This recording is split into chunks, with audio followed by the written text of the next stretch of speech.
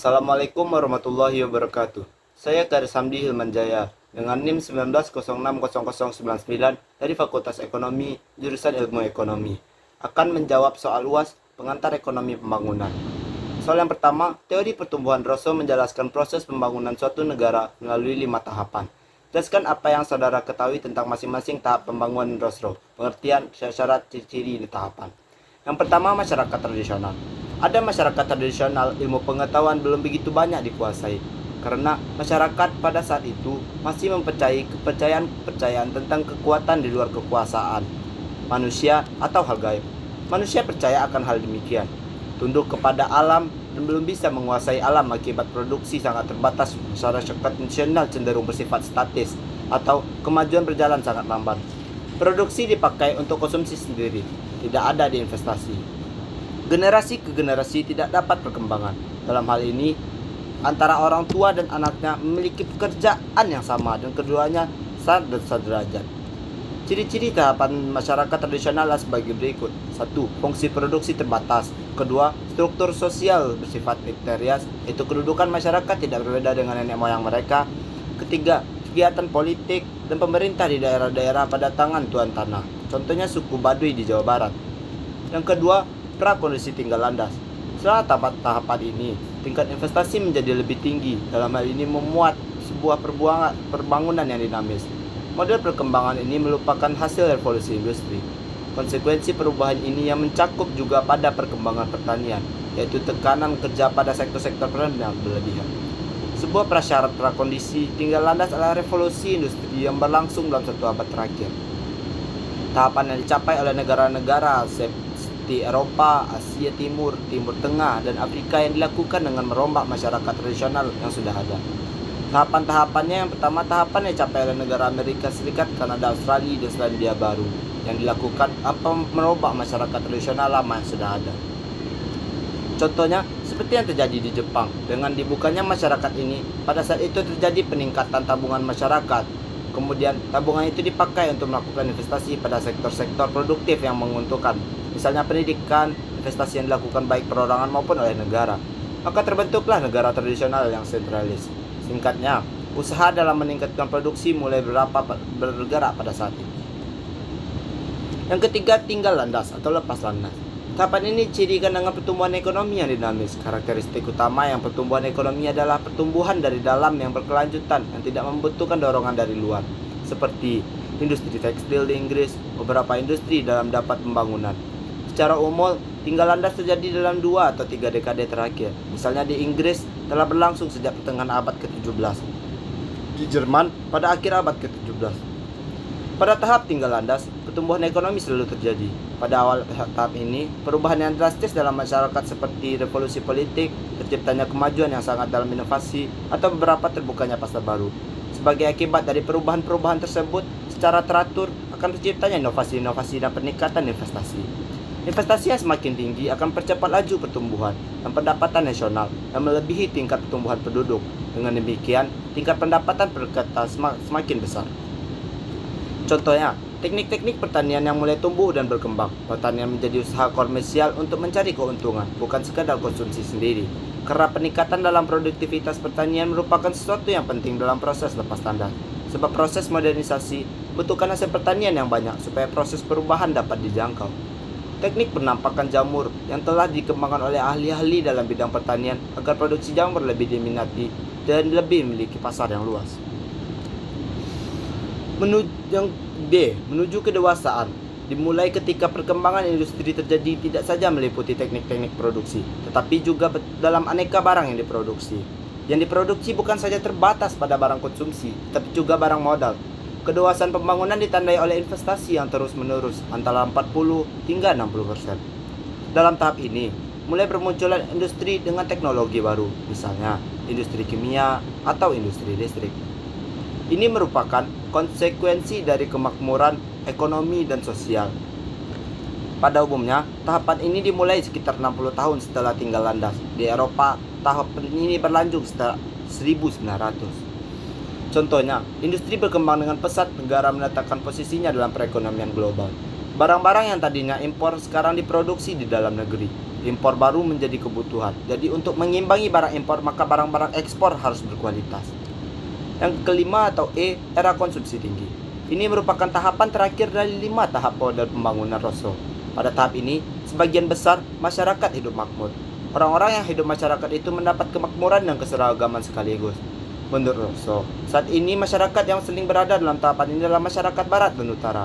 Pada tahap ini, pertanian masyarakat sudah lebih menekankan pada masalah-masalah yang berkaitan dengan konsumsi dan kesejahteraan masyarakat, bukan lagi pada masalah produksi. Terdapat 3 macam tujuan negara, yaitu yang pertama, memperbesar kekuasaan, pengaruh ke luar negeri, dan kecenderungan ini bisa berakhir pada penjajahan terhadap bangsa lain. Yang kedua, menciptakan negara kesejahteraan dengan cara menguasai penciptanya pembagian pendapatan yang lebih melalui sistem pajak yang progresif. Lalu yang ketiga, meningkatkan konsumsi masyarakat melebihi kebutuhan pokok yang meliputi pula barang yang tahan lama dan barang mewah. Lalu kita lanjut ke soal kedua. Menurut Arthur Lewis, proses pembangunan terjadi sering dengan perpindahan tenaga kerja dari sektor tradisional ke sektor modern, dari subsisten ke kapitalis. Apakah penyebab terjadi peralihan tenaga kerja dari sektor tradisional ke modern? Teori Arthur Lewis mengasumsikan bahwa dalam perekonomian suatu negara, pada dasarnya terjadi 2 struktur perekonomian sebagai berikut. Perekonomian tradisional umum terdapat pada daerah-daerah pedesaan di mana tingkat produktivitasnya masih rendah, dengan sumber daya tenaga kerja yang tidak terbatas atau surplus. Surplus tersebut berkaitan dengan basis perekonomian tradisional di mana tingkat hidup masyarakat pada kondisi subsisten. Akibat perekonomian yang sustain, hal ini ditandai dengan nilai produksi marginal dari tenaga kerja yang bernilai nol. Artinya, fungsi produksi pada sektor pertanian telah sampai pada tingkat berlakunya law of diminishing return.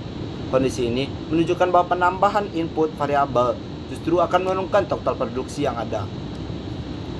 Perekonomian modern umumnya terdapat di daerah perkotaan, di mana sektor yang berperan penting dalam sektor industri.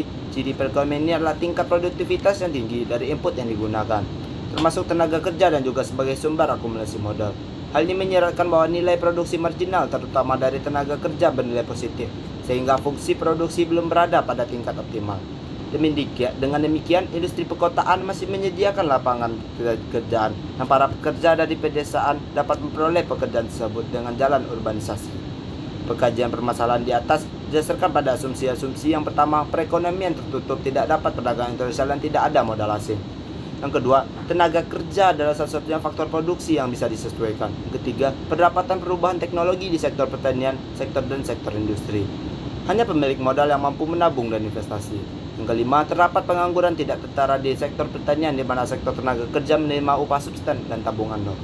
Sehingga terjadi perpindahan dari sektor tradisional ke modern. Karena terjadi tenaga kerja modern dapat mengoptimalkan fungsi produksi yang bernilai positif dan juga menguntungkan, sehingga tenaga kerja tidak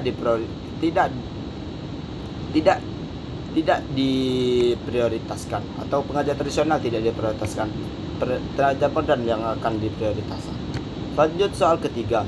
Teori upaya minimum kritis oleh Lepstein dan perangkap keseimbangan tingkat rendah oleh Nelson menekankan bahwa hubungan dan pengaruh laju pertumbuhan penduduk terdapat pertumbuhan pendapatan per kapita sesuai dengan tingkat pembangunannya. Dengan menggunakan kurva, jelaskan laju pertumbuhan penduduk dan laju pertumbuhan per kapita. Yang pertama, bagi negara-negara sedang berkembang, perkembangan penduduk yang cepat justru akan menghambat pertumbuhan ekonomi. Kaum klasik seperti Adam Smith, David Ricardo, dan Thomas Robert Malthus berpendapat bahwa selalu akan ada perlombaan antara tingkat perkembangan output dengan tingkat perkembangan penduduk. Jadi, karena penduduk juga berfungsi sebagai tenaga kerja, maka paling tidak akan mendapat kesulitan dalam penyediaan lapangan kerja.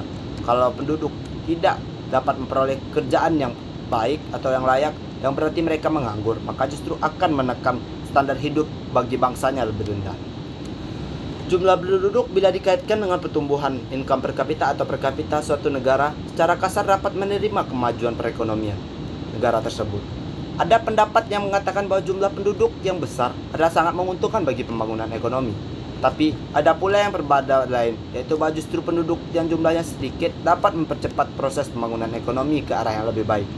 Di samping kedua pendapat ini, ada pula pendapat yang mengatakan bahwa jumlah penduduk suatu negara harus seimbang dengan jumlah sumber-sumber ekonominya, baru dapat diperoleh kenaikan pendapatan nasional atau pendapatan per kapita nasional. Ini berarti jumlah penduduk tidak boleh terlampau sedikit, tapi juga tidak boleh terlampau banyak. Pengaruh pertumbuhan penduduk pada pendapatan pekerja biasanya tidak menguntungkan. Pertumbuhan penduduk cenderung memperoleh pendapatan per kapita dalam 3 cara. Yang pertama, ia memperberat beban penduduk pada palahan. Ia menaikkan biaya barang konsumsi, kekurangan penduduk untuk menaikkan penawaran mereka. Yang ketiga, merosotkan akumulasi modal karena dengan menambah anggota keluarga biaya meningkat. Pengaruh buruk ini akan semakin parah bila persentase anak pada keseluruhan penduduk tinggi.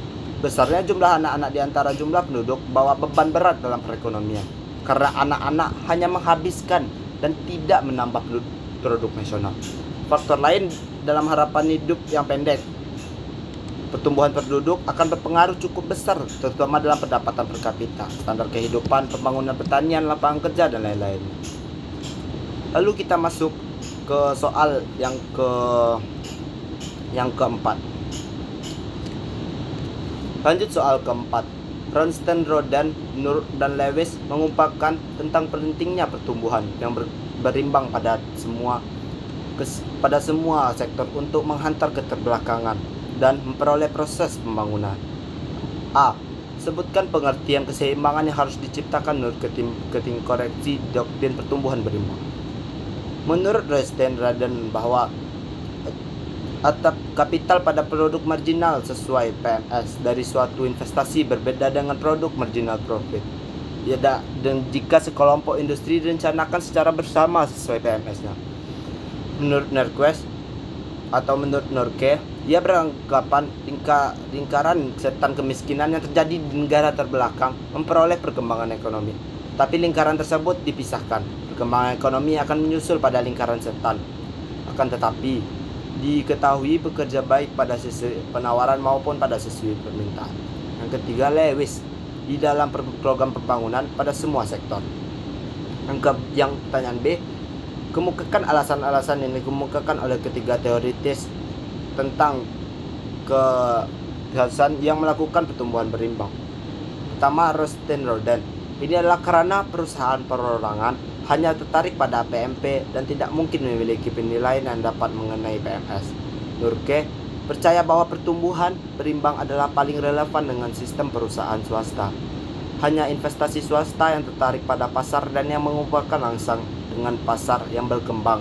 Miksi unsur yang saling menunjukkan sangat berguna dan sangat diperlukan bagi pertumbuhan yang cepat.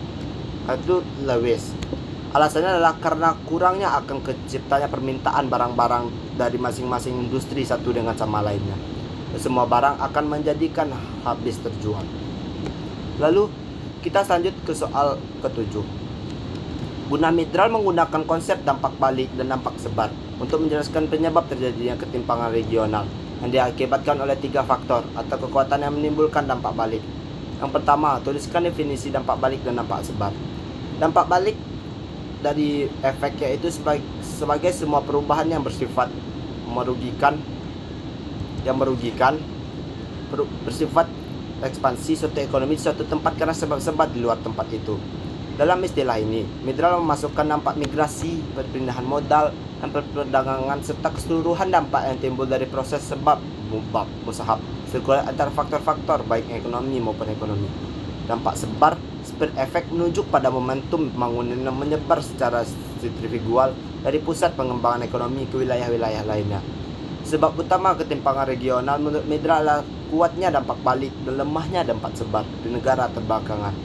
Menurut Midral dan Jingan berpendapat bahwa pembangunan ekonomi menghasilkan suatu proses menyebabkan sirkular yang membuat si kaya mendapat keuntungan semakin banyak dan mereka yang tertinggal di belakang menjadi semakin terhambat. Dampak balik backwards effect cenderung membesar dan dampak bersabar spread effect semakin mengecil. Semakin kumulatif kecenderungan ini semakin memperburuk ketimpangan internasional dan menyebabkan ketimpangan regional di negara-negara terbelakang. Lalu kita lanjut ke yang jawaban yang B. Jelaskan bagaimana 3 kekuatan dampak balik penyebab terjadinya ketimpangan regional.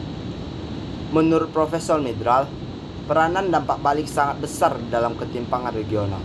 Untuk sejak suatu disertakan pada kekuatan dasar tanpa didirikan oleh interlansi, kebijaksanaan, apapun maka produksi, industri, perdagangan,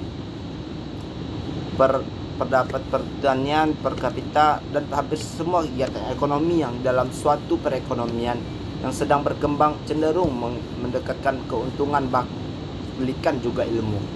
Seni, sastra, dan pendidikan, ketimpangan regional dalam akan pendidikan yang semakin parah. Sebagian dan daerah tersebut tumbuh dengan merugikan wilayah yang lainnya yang mengalami stagnasi. Baiklah, itulah hasil jawaban dari UAS saya kali ini. Banyak salah-salah kata dari saya pengucapan saya minta maaf. Billahi taufiq wal hidayah. Wassalamualaikum warahmatullahi wabarakatuh.